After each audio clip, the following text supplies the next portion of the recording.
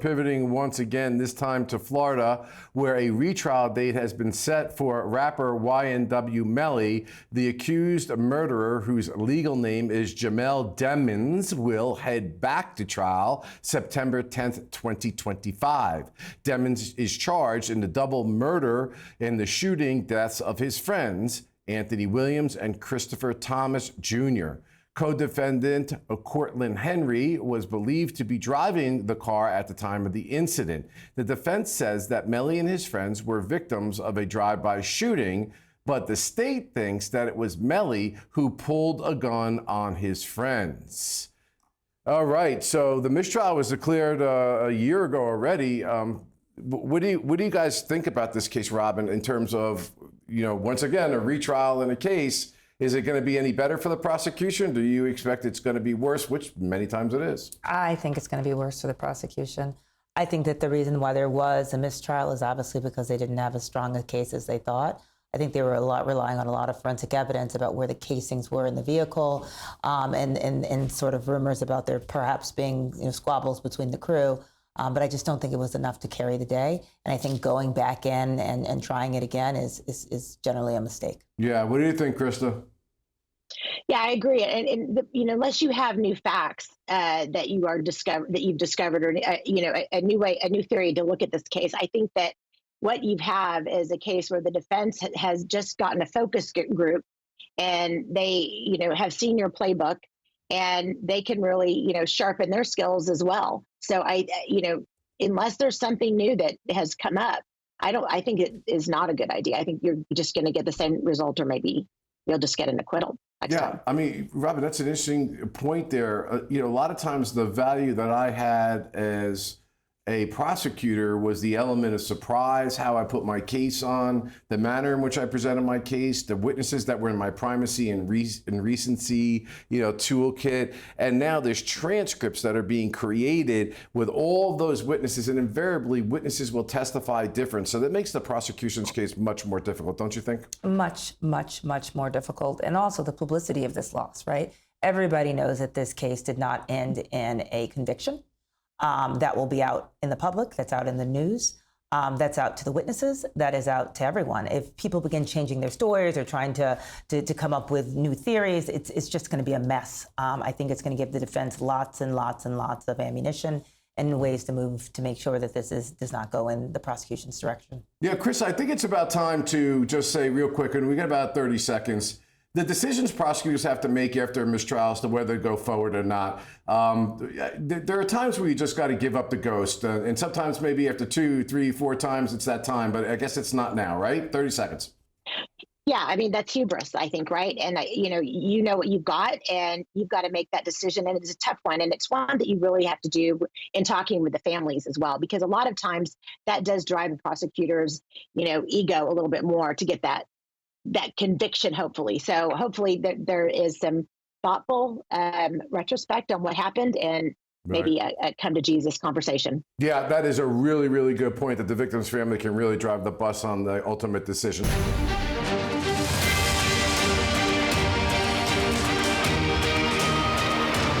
Upon further review, this court will in fact enter an order sending Mr. Adams and Steele's, Mr. Weinstein, and Mr. Banks' motion to recuse to another judge. And until such time as those two things are decided, then we'll be in recess until that time. Wow. The Young Thug racketeering trial out of Atlanta, Georgia remains on hold as a decision from an outside judge looms. Will presiding judge Uriel Glanville have to step off the bench? Here's the latest. Monday was the deadline for prosecutors to respond to 3 defense recusal motions for what they asked was a 48-hour extension against the buzzer, which ultimately granted Fulton County Superior Court Judge Rachel Krause time to make the decision with respect to these motions. Now, those 3 motions all surround an ex parte meeting from June 10th, where Judge Glanville, prosecutors, and others met star witness Kenneth Lil Woody Copeland to talk about his rights surrounding testimony that was to be given in the trial and the potential implications of his future statements. It's reported Copeland's then attorney, Kayla Bumpus, informed Jeffrey Young Thug Williams' attorney, Brian Steele, and Deo Monte Yak Gotti, Kendrick's attorney, Doug Weinstein, about this private meeting, this ex parte meeting between the parties. Both attorneys responded by filing recusal motions against Judge Glanville on the basis of judicial misconduct. Judge Glanville also scheduled a show cause hearing to determine if attorney Bumpus would be held in contempt for disclosing the ex parte meeting, and she responded with a motion to quash that hearing or defer it to another judge. Once the prosecution responds to all three motions, Judge Krause will have to determine if Judge Glanville will stay on the case and if Bumpus will be held in contempt. This is really an amazing thicket of legal issues. These motions were filed in court documents, but they were also argued in court. So let's take a moment right now to listen to some of those arguments last month, starting with attorney Weinstein. You're saying you don't like what I ruled upon. You're alleging some facts in an affidavit that support that decision. Because if that were the case, then no trial judge would be able to sit through a trial and give adverse rulings. So for the reasons set forth in Baptiste and other cases, I'm going to deny your motion to recuse on its face, okay? Your Honor, may I just address what you said? I disagree with your characterization that I filed a motion as a result of any ruling. No. Well, you did in your affidavit. I'm taking in your affidavit as face value, okay? All right? Yes. I'm not contesting where you got the information from, at least not yet. Yes. But I'm just saying that because it also encompasses that I made a ruling. And as a result of that, if I make a ruling and you don't like it, then every litigant will say, I want to recuse you, Judge Smith or Judge Glanville or Judge whoever, okay? So part and parcel of it is that's why I'm making my ruling in this particular case. Remember, bias. I've got to do something extrajudicial, and you're in your particular, like I would have to say something about you or your clients or anything like that, which I would never do because I'm a steward of this particular process. So I understand what your objection is, or what your statement is in terms of your motion to recuse, and I'm going to deny it. And I believe, Your Honor, that under Rule 25.3, that you have to cease acting right now. No, I don't. And then you can, if I can just finish, and then I promise, if I can just finish this. I believe you have to cease acting. I believe that under 25.3, you have to look at the timeliness of the motion, and you have to look at the sufficiency of the affidavit. I do not believe that you are permitted to just simply deny without taking those steps. Is that it? Yes, it is, Your Honor. Okay. All right. So noted. Are you denying at this point? I'm still denying your motion, okay? Would you grant a certificate of immediate review? No, sir. Because No, sir. if you grant that certificate, you're always talking about how the appellate court. No, because if I grant the certificate, it stops the case, okay? I don't agree with And I'm not going to do I that. don't believe it stops the case. I'm not going to do that. And if you would agree- You're going to appeal it at the end of the case. If I'm wrong, I'm wrong. Hey, I'll live by it. But Okay? aren't you interested in removing the cloud that's hanging over the case right now, Your Honor? If you grant Sir, I'd be real careful about what you're pleading at this point in time, what you're stating to the court. As a matter of professional responsibility, remember, we haven't nugged out all of the issues involved in that affidavit. And I would be very careful if I were you, because you have some professional responsibility obligations individually and to this court. And so I would just leave it at that respectfully. I don't want to get into an argument with you about that, but I would just tell you that tread lightly, okay, in terms of that at this point. I understand, Your Honor, and I believe that the certificate of immediate review would be in the interest of the court. I'm not going to do that. Would you make factual findings regarding? I am not at this point in time going to, I've denied the motion, okay? I believe that's an error, Your Honor. All right. Okay. Thank you, sir. Krista, I got to be honest with you. I'm listening to this once again. I'm like, every time I listen to it, I'm in more disbelief, but there's so much to unwind for our audience here because there was such judicial malfeasance in the way the judge handled this. But the phrase that came to my mind when I kept listening to it, this is pride comes before the fall. I mean, he made a mistake. He wouldn't let himself out of the mistake. Look, you had an ex parte hearing with a party to the indictment. So outside their presence with the prosecutors, with a witness who was refusing to testify, which essentially the defense lawyers found may have been threatened about, not testifying. This is about as bad as it gets because the judge should not be involved in the executive branch of government's decisions to try cases and how they try the case. Not to mention that information should not be confidential because you have a right to cross-examine the witness with expectation of benefit. And here that witness is in with a judge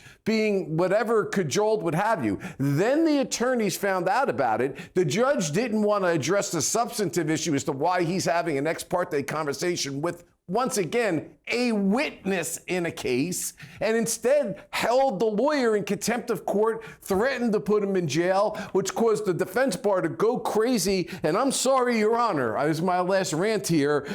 We don't have to tread lightly when your arrogance is of such a nature that you're threatening a defense lawyer who's trying to represent his client, especially in a situation in which you have done something that, is ethically, in my mind, extraordinarily challenging. In over 30 years of practicing law, never seen anything like it. Not even ex parte conversations with lawyers, not witnesses that are crucial to the prosecution's case, with threats being made. Krista, I'm sorry for my rant. Go on, please. Yeah, I have no choice but to totally agree with you, but actually I do. This was just astounding. And you're right, the judge's pride is totally in his way, and he can't get it out of his way. I read the transcript. He finally released that transcript from the ex parte meeting, and it was a completely inappropriate meeting. He was, like showing the witness, perjury statutes. He was, this witness didn't want immunity, didn't ask for it. It was forced upon him, and he was already sworn at the time. Ex parte communications with judges are held under the rarest of circumstances, and it's usually with notice to the other side. So the other side knows that it's happening. Yeah. A lot of times they happen in domestic violence situations where you're seeking a restraining order, or where you have, a witness that has been threatened or intimidated by someone on the defense. And you have, that the ability to, go in and complain about that in that same kind of way, that temporary restraining order kind of way. This, you did not have that. This is a witness that's already been sworn and is on the stand. This is just incredible to me. And, fortunately, he has now taken himself out of the equation and paused this hearing, but I don't know how the state gets out of this. This case is now a bigger, screw up than it was to begin with. Yeah.